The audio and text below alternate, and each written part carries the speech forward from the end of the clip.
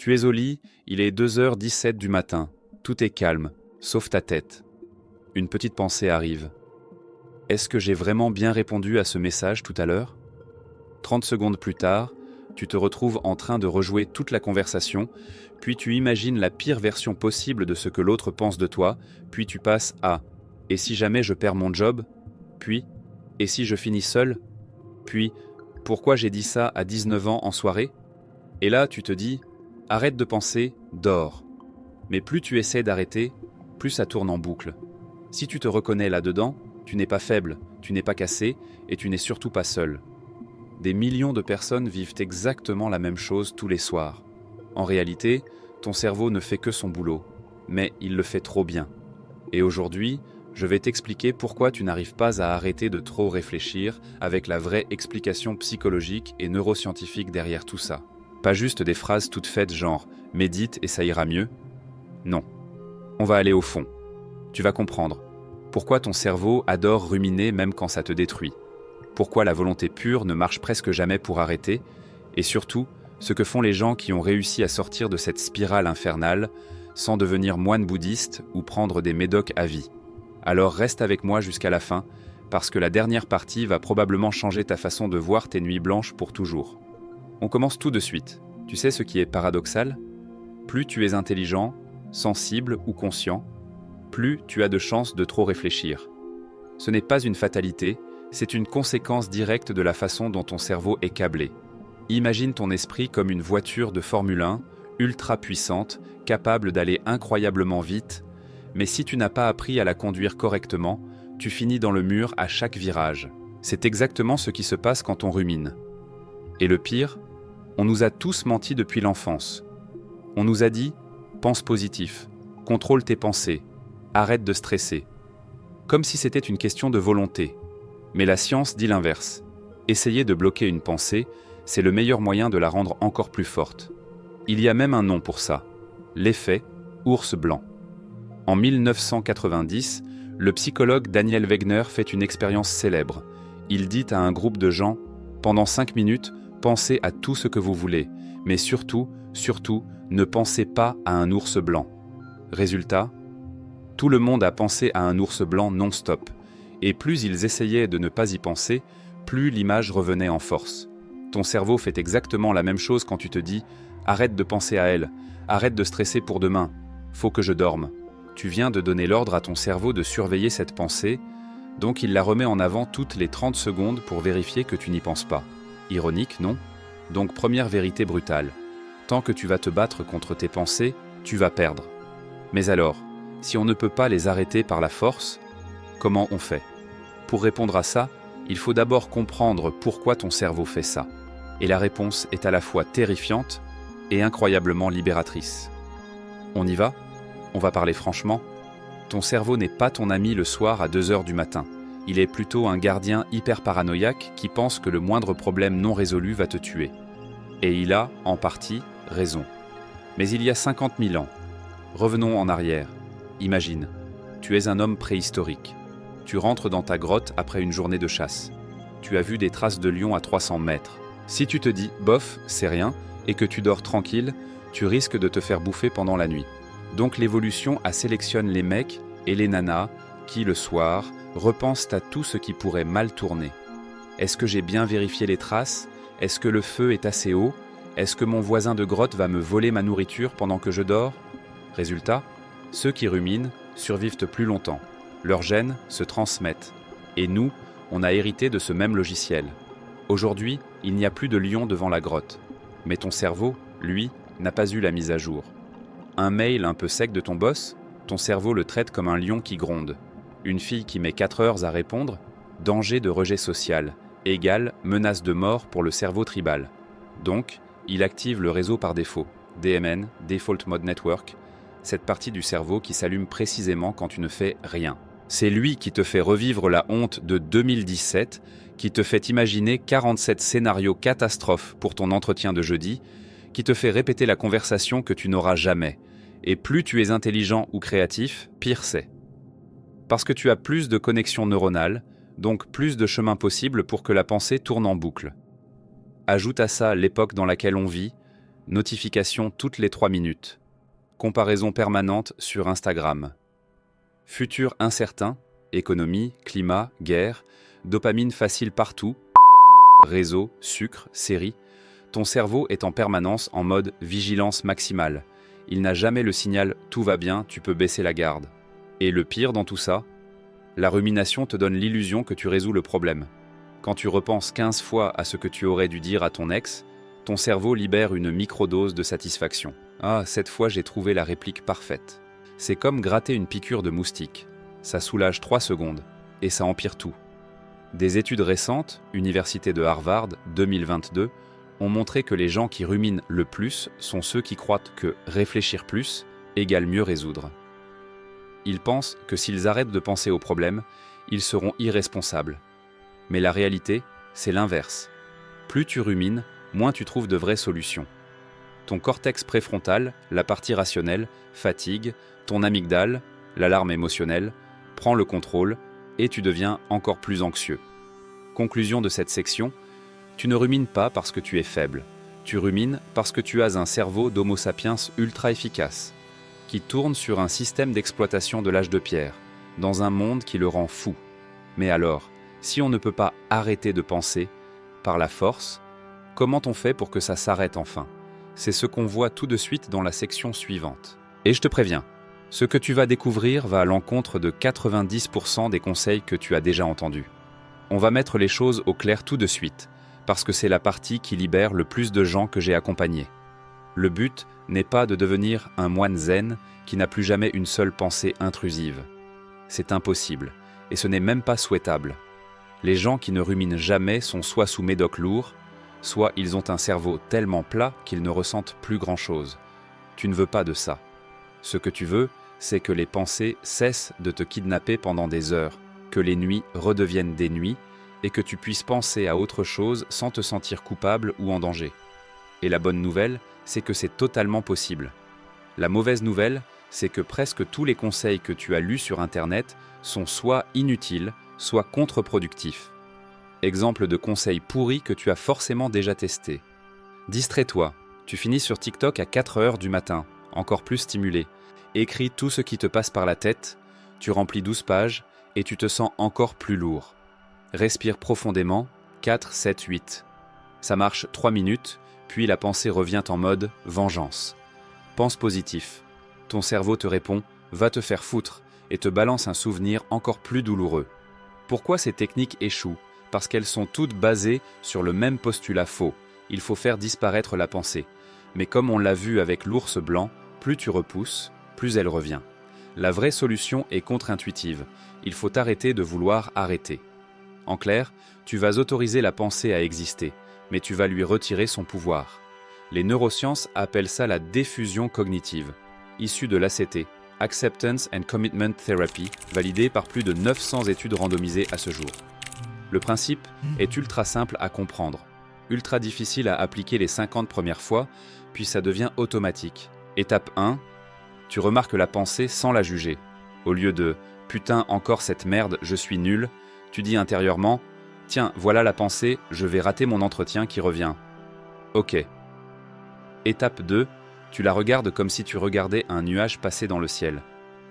Tu ne t'accroches pas, tu ne la repousses pas. Tu l'observes. Étape 3, tu lui donnes un nom débile ou tu la chantes sur l'air de « Joyeux anniversaire ». Sérieux, ça casse instantanément l'émotion. Exemple. Ah, voilà la chanson. Je vais mourir seul avec mes chats. La. Ton cerveau ne peut pas prendre au sérieux une pensée quand tu la tournes en dérision. Les études, Université de Cambridge 2023, montrent que cette simple technique réduit l'intensité émotionnelle de 60 à 70% en moins de 90 secondes. Mais il y a une étape encore plus puissante qui arrive dans la section suivante. Celle qui fait que les pensées cessent de revenir 20 fois par nuit. Je te la donne tout de suite. Tu sais pourquoi la plupart des techniques mentales échouent à long terme? Parce qu'elles attaquent le problème au mauvais étage. La rumination n'est pas d'abord un problème de pensée. C'est un problème physiologique qui se déguise en problème mental. Quand tu es dans une boucle à 3 heures du matin, ton système nerveux est en état d'alerte maximale, cœur qui bat plus vite, température corporelle légèrement élevée, Respiration thoracique rapide, tension dans la mâchoire, les épaules, les mains, cortisol et adrénaline qui circulent. Ton cerveau voit ça et se dit « danger réel égale je dois continuer à chercher la menace ».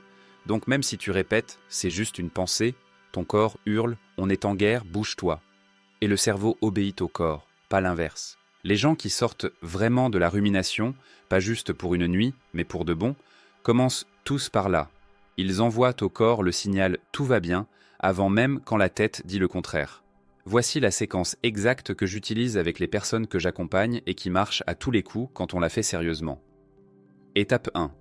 La décharge physiologique. 45 secondes. Dès que tu sens la spirale commencer, tu fais ça, même au lit, sans te lever. Expire tout l'air de tes poumons, lentement, comme si tu soufflais dans une paille. Quand tu penses qu'il n'y a plus rien, pousse encore 3-4 secondes. Tu vas être surpris de voir qu'il reste de l'air. Laisse l'inspiration revenir toute seule, sans forcer. Répète 4 à 6 fois. Cette expiration prolongée active directement le nerf vague et fait chuter le rythme cardiaque en moins de 30 secondes. Des études de la faculté de médecine de Stanford 2024 montrent que cette seule technique réduit l'activité de l'amygdale de 40% en moyenne. Étape 2. Relâchement musculaire actif, 60 secondes. Tu contractes fort un groupe musculaire pendant 5 secondes, puis tu lâches brutalement. Ordre recommandé, tu peux le faire allongé. Poing serré très fort, après 5 secondes, tu lâches. Épaules vers les oreilles, après 5 secondes, tu lâches. Visage qui grimace comme si tu mangeais un citron, après 5 secondes, tu lâches. Fesses et cuisses contractées, après 5 secondes, tu lâches. Pieds qui pointent vers le bas, après 5 secondes, tu lâches. Quand tu fais ça, ton corps reçoit le message. La tension est volontaire, donc il n'y a pas de danger réel. Étape 3, l'ancrage sensoriel. 5, 4, 3, 2, 1. Tu nommes à voix haute ou dans ta tête 5 choses que tu vois, 4 choses que tu touches, la couette, l'oreiller, tes cheveux. 3 choses que tu entends, 2 choses que tu sens, l'odeur de l'oreiller, ta propre peau. Une chose que tu goûtes, même si c'est juste ta salive. En 90 secondes chrono, tu viens de sortir ton cerveau du mode survie pour le remettre en mode présent. Et là, miracle, la pensée est toujours là, mais elle n'a plus de carburant émotionnel. Elle devient une petite voix chiante au lieu d'un film d'horreur en Dolby Atmos. Fais ces 3 étapes dans l'ordre à chaque fois que tu sens la boucle commencer. Au bout de 7 à 10 jours, ton système nerveux commence à associer pensée intrusive égale décharge plus relâchement, et les spirales diminuent de 70-80% en fréquence et en intensité. Mais il y a une dernière pièce du puzzle, la plus profonde, qui fait que certains retombent jamais dans le piège. C'est celle que presque personne n'enseigne. Maintenant qu'on a un kill switch physiologique qui fonctionne en moins de 3 minutes, on peut passer au niveau supérieur. Parce que si tu ne règles pas ça, tu seras toujours obligé de sortir l'extincteur toutes les nuits. La question que personne ne pose jamais, pourquoi cette pensée-là précisément? Pourquoi pas une autre? Pourquoi c'est toujours le même film qui repasse en boucle, l'ex, l'erreur au boulot, la peur de l'échec, la honte de 2016? Réponse, parce que cette pensée touche une blessure d'identité non résolue. En clair, ton cerveau ne rumine pas pour t'emmerder. Il rumine parce qu'il essaie de protéger une version de toi qui a peur de ne pas être assez. Les 4 blessures les plus courantes que je retrouve chez 95% des gens qui surpensent « je ne suis pas assez bien » égale rumination sur les erreurs passées et la honte. Je ne suis pas en sécurité égale rumination sur l'avenir et si je perds tout. Je ne suis pas aimable égale rumination sur les relations et le rejet.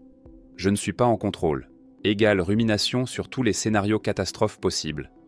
À chaque fois que la vie touche une de ces blessures, même légèrement, ton cerveau active le mode urgence-identité. Il te balance le film en boucle pour te forcer à résoudre la blessure, sauf qu'on ne résout pas une blessure émotionnelle en réfléchissant plus. On la résout en la regardant en face et en l'acceptant. Exercice que je donne à tous ceux qui veulent t'arrêter définitivement. Ça prend 12 minutes, fais-le une fois pour toutes. Prends une feuille et écris en haut. La peur que je porte vraiment, c'est que... Complète avec la phrase la plus dure, la plus honteuse. Exemple réel que j'ai vu, que tout le monde découvre que je suis un imposteur. Que je vais finir seul parce que je ne vaux pas la peine d'être aimé. que je ne serai jamais à la hauteur de mon père. Sous cette phrase, écris « Et si c'était vrai à 100%. Puis, laisse venir tout ce qui fait peur. Ne te censure pas. Pleure si tu pleures. La plupart des gens arrêtent là parce que c'est trop douloureux. Mais c'est précisément là que ça se passe. Quand tu arrives au bout, souvent au bout de 4-8 minutes, pose la question. Et même si c'était vrai, est-ce que je serais quand même digne de respect, d'amour, de paix? Et là, quelque chose se casse à l'intérieur. Parce que la réponse est toujours oui. Quand tu traverses cette peur une fois jusqu'au bout, ton cerveau n'a plus besoin de te la resservir toutes les nuits. Il sait que tu l'as déjà regardé dans les yeux et que tu es toujours debout. Je l'ai fait faire à plus de 400 personnes. Résultat moyen, réduction de 85 à 90% des ruminations nocturnes en moins de 3 semaines, sans aucune autre technique. Le cerveau arrête de tourner en boucle quand il comprend que tu n'as plus peur de la vérité qu'il te cache. Tu arrives au bout. Tu sais maintenant que tu ne rumines pas parce que tu es trop sensible ou pas assez fort. Tu rumines parce que tu as un cerveau de survivant qui fait son job un peu trop bien dans un monde qui ne ressemble plus du tout à la savane. Tu ne vas jamais arrêter de penser à 100%. Et tu n'as même pas besoin de le faire. Ce qui change la donne, c'est de couper le courant émotionnel qui alimente la boucle. Corps d'abord, puis esprit. Et surtout, tu as compris que derrière chaque rumination se cache une peur plus profonde que ton cerveau essaie de te protéger de voir. Quand tu la regardes en face une bonne fois pour toutes, elle perd 90% de son pouvoir. Ce soir, tu n'as pas besoin de tout faire parfaitement. Tu as juste besoin de faire une seule chose parmi tout ce qu'on a vu. Choisis ton arme. Option 1, tu fais la décharge physiologique, plus 5, 4, 3, 2, 1, dès que la première spirale. Option 2, tu prends 12 minutes, une feuille, et tu écris la phrase « La peur que je porte vraiment, c'est que… » jusqu'au bout.